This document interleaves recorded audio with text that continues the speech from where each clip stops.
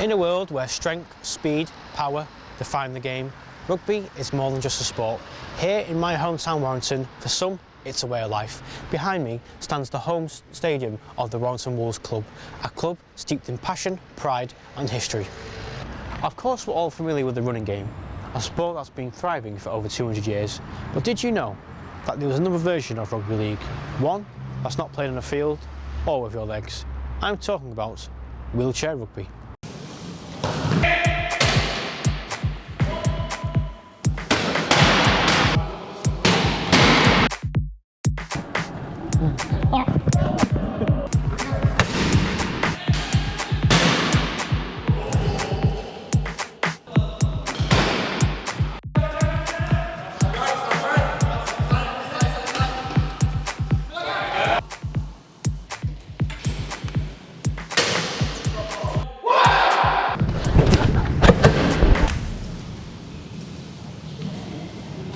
Warrington Wolves Wheelchair Rugby League player Bradley Gleave is entering his third year at the club.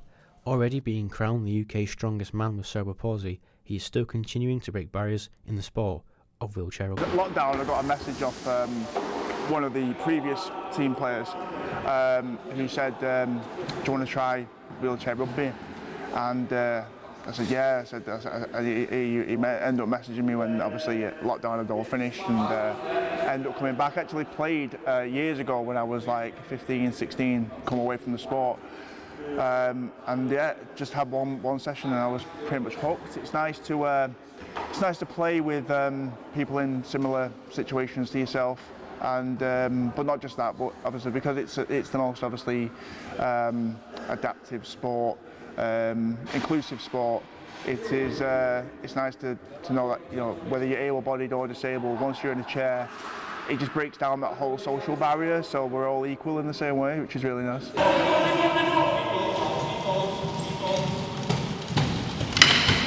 Warrington Wolves are a historic club that lie in the heart of Warrington Town. The Warrington Wolves Foundation, the charitable arm of the club, is also the life and soul of the wheelchair team. Warrington Wolves Wheelchair Rugby League captain, Paul Prince, is just one of the many lives that have changed due to the foundation. Paul was dealt with a life-holding injury when he contracted sepsis on his right leg, forcing it to be amputated, but now the player is driving his team into the next rugby league season. This will be my fourth or fifth season now. Yeah. How's the 4 or 5 years been so far? I mean, I love playing for it. I'd give my left leg to play for it, and so I've loved it. I don't think I couldn't play for another team and all that. I couldn't put another jersey on. It's changed me as well. I don't go out as much and be a fool. Maybe it has done me a bit of good, really. When I was given the captaincy, I think that made, like I say, made me knuckle down and start thinking about actually what I'm doing. Because at first when I started playing, I didn't think I was going to get to captain within 4 years. So I was made up to be captain. So yeah, I love it. In the year 2000, wheelchair rugby was created.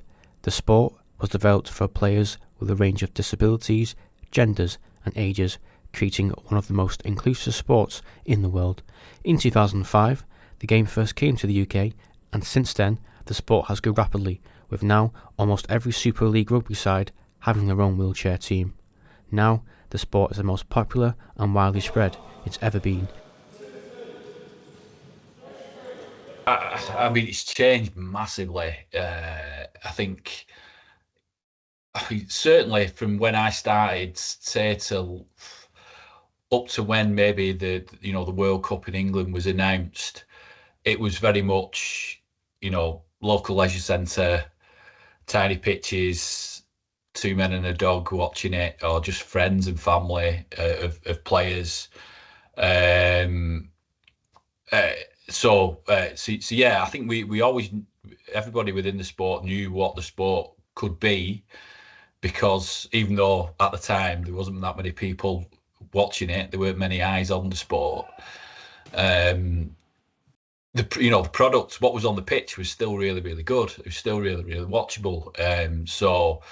It was just a case of getting more eyes on it. From a sort of match official point of view, you're looking at delaying of taking the tags, if there's any contact with a marker, if there's any hands in or anything like that. So in some ways it is quite similar, even though it is in chairs.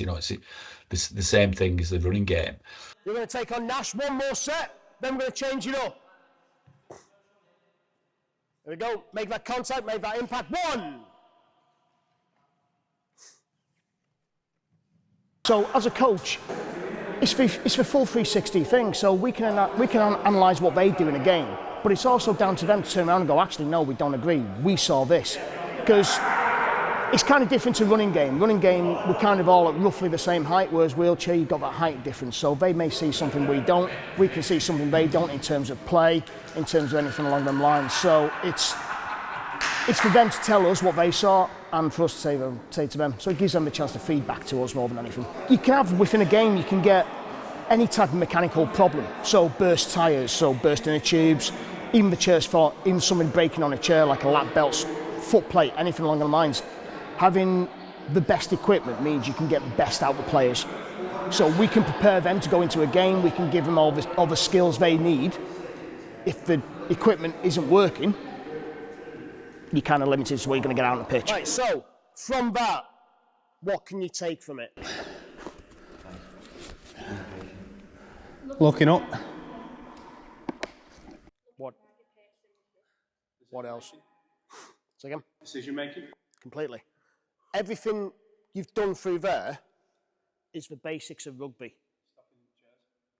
Yeah, just because you can't tackle him, you can stop him. So everything there is a basic of wheelchair rugby, yeah?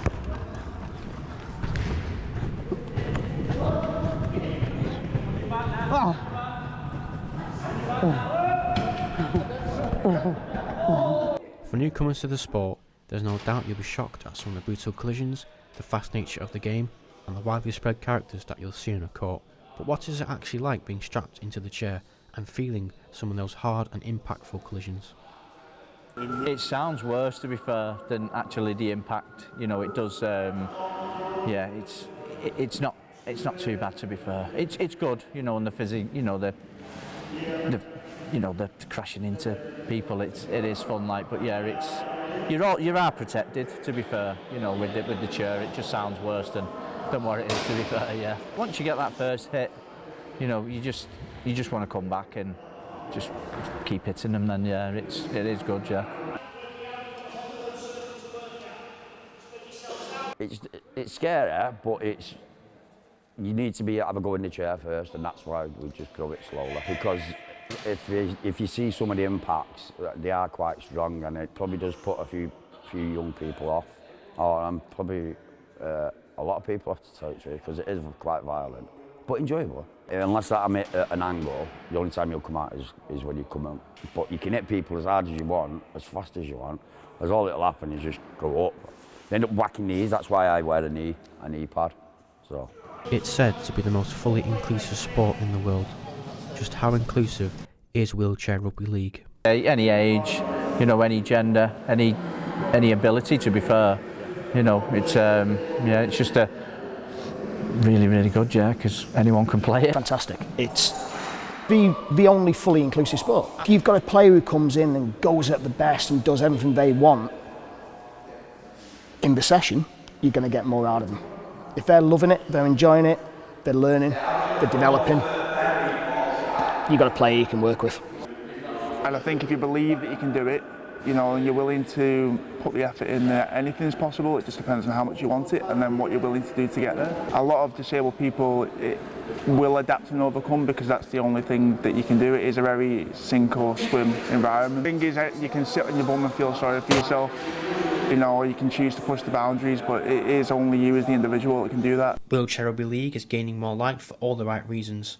I wanted to see what some of the locals in Warrington think about the sport, so I headed down to the Sound Centre and got some opinions. Well, I think it's a great opportunity for disabled people and able-bodied people to have a career in such a great sport. I think it's incredible, and I think you should keep going on with it, and everyone deserves a chance. I've never had much to do with it, but I think, yeah, it's a great thing.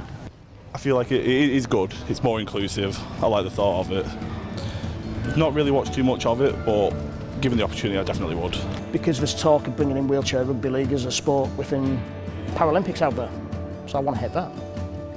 Somewhere along the lines I want to be on a plane out to Australia, not just for a holiday. Well, be paid for international, but that's very unlikely. But you never know. So you just keep trying, just keep plugging away. Don't ever give up. That's one motto I'd say, never give up. What's the future in the sport is just to be the best possible version I can be. From starting till now, I've learned so much and I've grown as a player, and I think it's just trying to mould my craft to be as the best possible player I can be. Get into the first team, yeah, because obviously at the minute I'm just the development side, but yeah, just to try and get into the first team and push for my place in that. From humble beginnings in local halls to roaring arenas and World Cup glory, Wheelchair Rugby League has defied expectation and redefined what a sport can be. But for the people who play it, it's never just been about winning, it's about identity and community. A local club like Warrington proved that no one else has to be excluded from achieving their dreams. Wheelchair Rugby League continues to impact the lives of many for the greater good. This truly is a sport anyone can play.